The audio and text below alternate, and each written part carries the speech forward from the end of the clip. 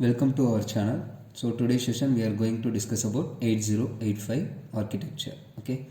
So 8085 microprocessor is a general purpose microprocessor. So it performing the many tasks like addition, subtraction, multiplication, division, and also logical functions, AND function, OR function, XOR function, and also NOT functions. Okay. Other than that, the 8085 microprocessor controlling the peripheral devices. Okay. So generally the 8085 microprocessor called as a 8-bit microprocessor. So it has a 8-bit data lines. It carry the 8-bit datas and 16-bit address locations. Okay. So you need to access the data or instruction. You must pass the 16-bit address location for the corresponding memory. You can access the data or instructions. Okay. So in this architecture, it containing many registers and timing and control unit, interrupt controller, then serial IO controller. Okay. So it's a basic building diagram of 8085 architecture. Okay. So now we are discuss about the each and every blocks. First we start from the accumulator. Okay. So the accumulator is a 8-bit register. So this 8 represent for the 8-bit register. It store the 8-bit value and also it store the result of ALU. So whatever result produced in arithmetic and logical unit, that result also pass to accumulator. Okay. The basic function of accumulator is it store the 8-bit data and also store the result of ALU. In this accumulator is connect with the bidirectional bus. Okay, the data flow is in and out.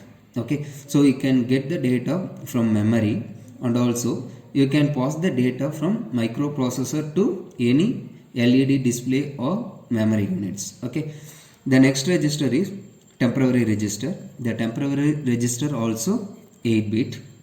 It also store the 8-bit data. Okay, suppose the microprocessor want to performing any addition function or subtraction function, you need two datas. So one data is stored to the accumulator register and another data is stored to the temporary register. So in this temporary register, the data is stored in temporarily, not a permanent. Okay. So the next block ALU. So ALU stands for arithmetic and logical unit.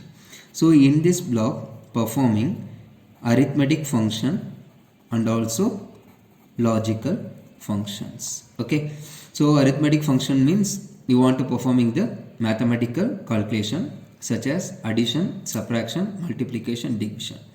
So in 8085 microprocessor, we don't have provision to perform the direct multiplication and direct division function. In case you want to perform the direct multiplication function, the data is repeated addition. You can get the direct multiplication functions. Suppose you want to perform the division function, the successive subtraction is called as a division function. Okay. The next function is logical. So logical function means you can perform the AND function, OR function and XOR function and NOT function. Okay. So these kind of functions we can perform in logical and arithmetic function. So this block carrying the arithmetic function as well as logical function. Okay. So after performing the function, the result is passed to the accumulator. Okay. So after performing the ALU, we can get the new data. So new result, that result is passed to the accumulator. The result is stored to the accumulator register. At the same time, the result of the status is sent to flag register. Okay. So flag register is mainly used to check the status of ALU. So after performing the function, in the result, what is the status is present, that status we can find from the flag register. Okay. This flag register also 8-bit register. Okay. So in this 8-bit register we can use 5-bit, remaining 3-bit is unused bit. Okay. So it is a structure of flag register. So it's a 8-bit register. That bit namely called as D0, D1, D2 up to D7. Okay. So in this the 3-bit D5, D3 and D1. So these 3-bit are unassigned bit, not used bit. Okay. Remaining 5 bits are used to find the carry, parity, auxiliary carry, 0, sign flag. Okay, so whether you are getting the result from ALU, so ALU produce one result. So in this result is positive or value or negative value, that we can find from D 7th bit. Okay, the D 7th bit value is 1, the result is negative value. Suppose D 7th bit value is 0, the result is positive. Just you identify the result is positive value or negative value. Okay, next one D6. So D6 bit represent the 0, whether the ALU result is all the bits are 0 or non-zero values. Okay, in case the result of the operation becomes 0, the 0 flag set to 1, or otherwise the 0 flag set reset value, so 0. Okay, the D4th bit represent the auxiliary carry. So auxiliary carry means you want to performing the addition. In the third bit you can produce any overflow, that's called as a auxiliary carry. Okay, the third bit of the addition, if any overflow rise, it's called as auxiliary carry. So at the time only this flag is set. Okay, the next one D2. So this bit represent the parity. So in this parity you can check the odd parity of values produced or even parity of values produced, that may check in the bit of D2. Okay, so odd numbers of ones present means here odd parity is checked, set. Suppose even numbers of ones is present, this bit set to even parity. Okay, the next one D0. So D0 represent the carry values. So end of the bit it can produce any overflow, that's called as carry. Okay, the major difference between auxiliary carry and carry is the carry is overflow occurred in end of the bit. Auxiliary carry means the third bit produce the overflow, it's called as auxiliary carry. Okay, next to move on the instruction registers. Okay, so in this instruction register is store the instructions. Okay, so the in 8085 microprocessor, ROM is used to store the coding. Okay, suppose you want to performing the addition function, the whole code is stored in the program memory. In that program memory you can fetch the instruction. Okay, so in this instruction register just to store the instructions, whatever instruction is present one by one you can get the instruction register. Okay, so after that the microprocessor only understanding the hexadecimal code, so not a mnemonics. Okay, so you can write the program move A comma B. So it's one type of instruction, but the microcontroller not understanding the instruction move A comma B. The microcontroller only understanding the hexadecimal value, so you can convert the mnemonics into hexadecimal. Okay, so in that we are using one more block, we need to convert the mnemonics to hexadecimal value.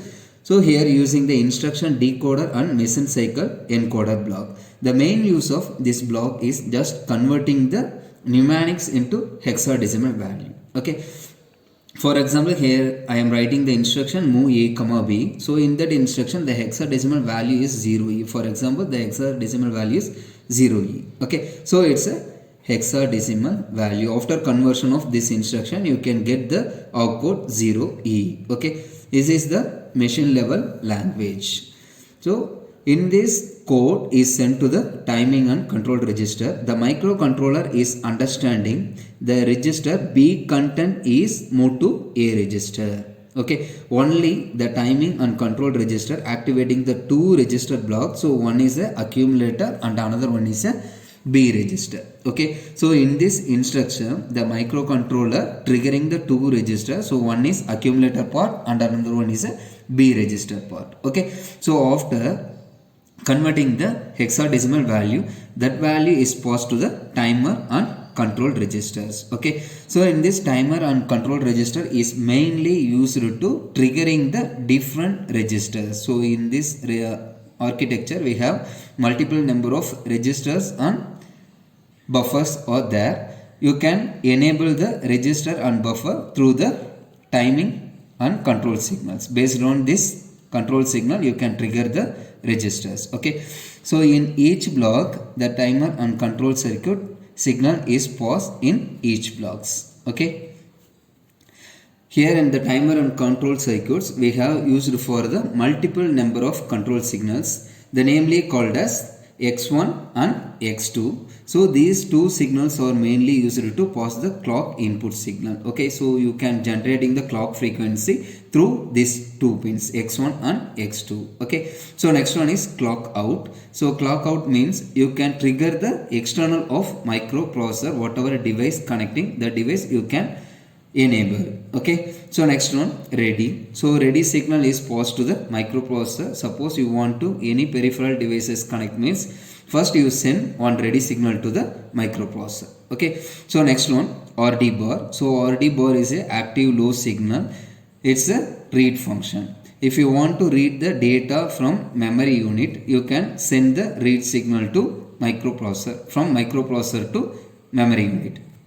Next one is write. Okay, so write signal also active low signal. So you want to write the content from memory to microprocessor to memory, you can enable this signal. Okay, so this signal value equal to 0, you can write the data. So next one, ALE. So ALE for address latch enable signal. So this signal is mainly used to demultiplexing the address and data lines. Okay, so in this 8085 microprocessor, you have a 8-bit internal data bus. So in this internal data bus, the address and data lines are multiplexed value only passing. If you want to performing the function, you must demultiplex the address and data lines based on the signal. Okay, so in this value equal to 0, you can get the data. Suppose this value equal to 1, you can get the address locations. Okay, so next one, S0 and S1. So these two signals are find the status of the microprocessor. Okay, in case the data get from IO or memory, based on this value you can select read function or write function, that also we execute. So these functions are we discussed in pin diagram video. If you want, you refer the video also. Next one, hold. So hold is a once the interrupt signal is occur in the microprocessor, hold the current progress, then execute the subroutine program. Okay, so HLDA is a hold acknowledgement signal. So once the microprocessor is accept the interrupt program, so that time the microprocessor is in acknowledgement signal to the peripheral units. So that's called as HLDA signal. So next one, reset in and reset out. So reset in means the internal register have some value. You want to reset the values means you can set the reset value to 0. So this is active low signal. So once reset in is enabled, the internal register, all the internal register bring back to the default values. Okay. Next one, reset out. So external devices, some of the memory or peripheral unit connect beyond the microprocessor. So in this case, you want to reset the external devices. In the reset signal is 1, you can reset the signals. So next to move on the interrupt controller block. So this block is mainly used to control the interrupt signals. Okay, so in 8085 microprocessor, it has a 5 interrupts that namely called as trap, RST 7.5, RST 6.5, RST 5.5 and INTA and INTR. Okay, so these signals are the interrupt signals. Okay, so in this only one signal is considered as an output, remaining all the signals considered as an input of microprocessor. Okay, so INTR is a interrupt request signal. If any interrupt is raised, first send the request signal to the microprocessor whether it ready to function the interrupt or not. Okay, so first you send the interrupt request signal. After that, the microprocessor is accept that interrupt. The microprocessor again send one acknowledgement signal to the peripheral unit. So it's output signal of the microprocessor. Okay, so here remaining 4 signals are there. One is trap, RST 7.5, 6.5 and 5.5. Okay, so these 4 interrupts are the priority level of the interrupt. Okay, so trap is a highest priority, RST 7.5 is a next level of the priority, RST 6.5 next level, RST 5.5 next level. The lower level of the interrupt is INTR. Okay, there are 5 level of interrupts are there, priorities are there. The maximum priority, highest priority is trap, next level 7.5, 6.5, 5.5 and INTR. Okay, so this block is find which one is highest priority. Okay, so in case at the same time these 4 interrupts are rise in microprocessor, the interrupt controller block just find which one is highest priority, in which interrupt you predict and execute the function. Okay, so that will decide in this block only. Okay, so trap is a first level of priority, this is second level, third level, fourth level of priority and fifth level of priority. Okay, so next block is serial IO control. Okay, so in this block is fetching the data from memory or send the data from microprocessor to memory. Okay, so here there are using the 2 signals. So one signal is represent for SID and another one is represent for SOD. Okay, so SID means serial in data, SOD means serial out data. Okay, suppose the microprocessor want to performing addition function, we need a 2 data. Okay, so the data get from the data memory. So data memory means RAM, you can get the data from RAM. Okay, so the first data is passed to SID, okay, through the internal 8-bit bus and then it reach in accumulator. Okay, so this data flow is serial manner, so one by one you can send the data to the accumulator register. Okay, so SOD means it's a serial out data. Okay, so after execution of the arithmetic and logical unit, the result is stored to the accumulator. Okay, the result is stored in the accumulator register.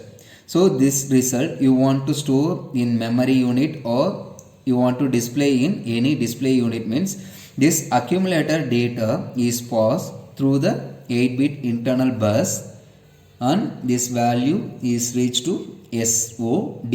Okay, so through SOD you can send the data to RAM or display unit. Okay, you want to display, this value is passed to the LED display or LCD display. Suppose the value is stored to the memory, you want to send the data from accumulator to RAM.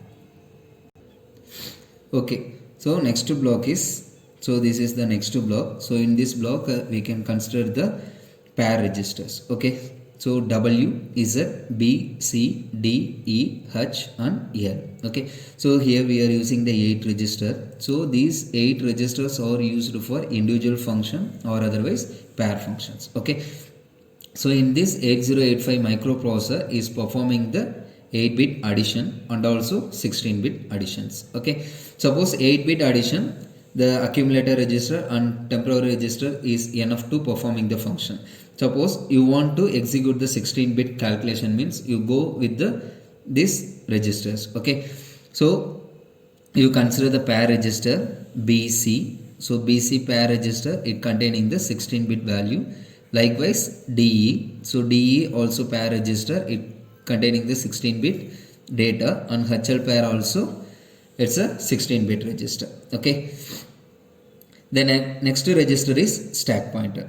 So stack pointer is a 16-bit register. Okay, so it's mainly used to store the data as well as address location. Okay, in this stack pointer is used to store the address location when the microprocessor is come back the subprogram to main program. So in this case, the current execution instruction, the next location of the current program, the address location is stored in the stack pointer. Okay, next one, program counter. So program counter, it's also 16-bit register.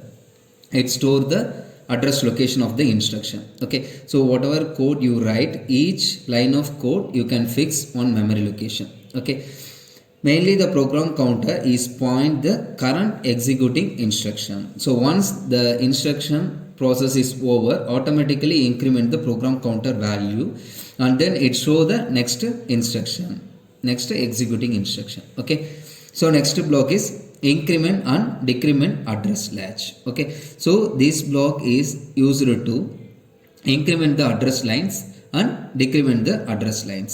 Suppose you want to skip the location, we can use this type of instruction, so increment and decrement. Okay, so next here using the two buffer, so one buffer is a address buffer and another buffer is a address slash data buffer.